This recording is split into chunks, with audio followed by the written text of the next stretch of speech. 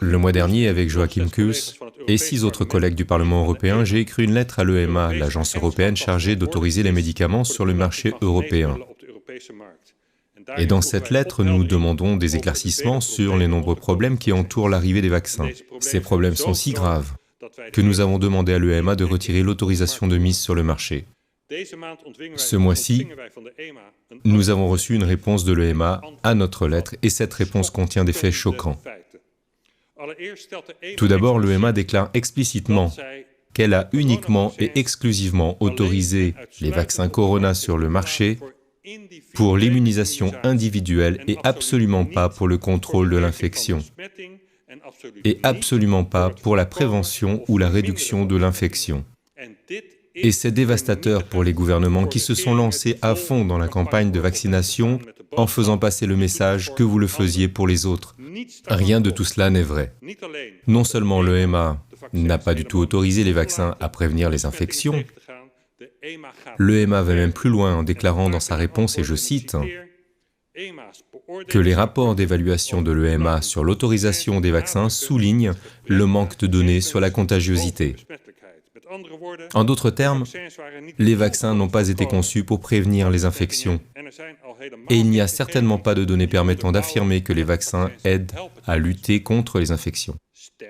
En fait, l'EMA affirme que l'exposition répétée au virus augmente le risque d'infection même chez les personnes vaccinées.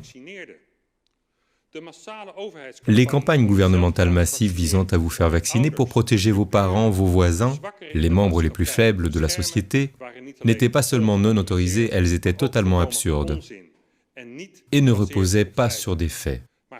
Mais malheureusement, il y a pire.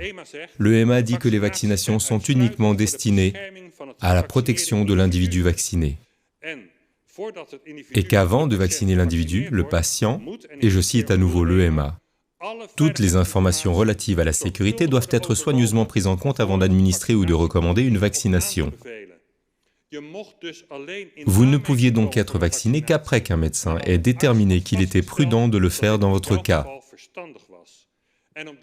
Et comme pratiquement aucune personne de moins de 60 ans ne risquait de complications graves à cause du coronavirus,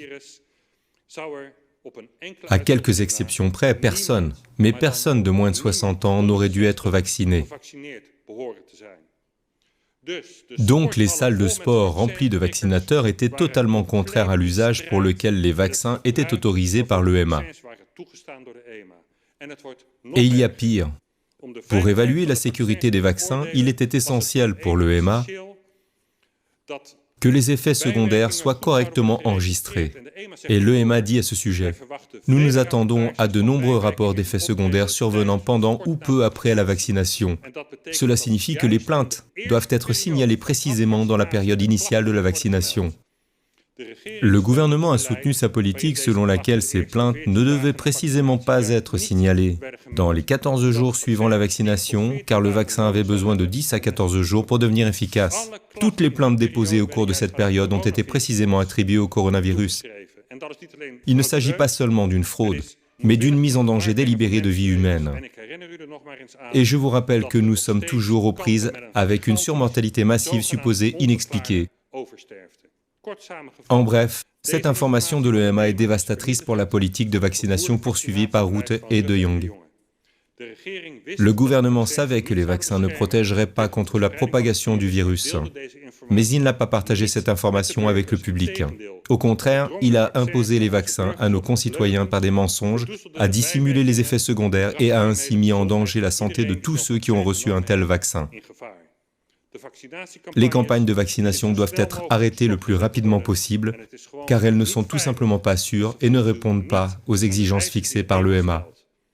Et le gouvernement et tous les partis politiques qui le soutiennent doivent être tenus responsables de leurs mensonges et de leurs tromperies.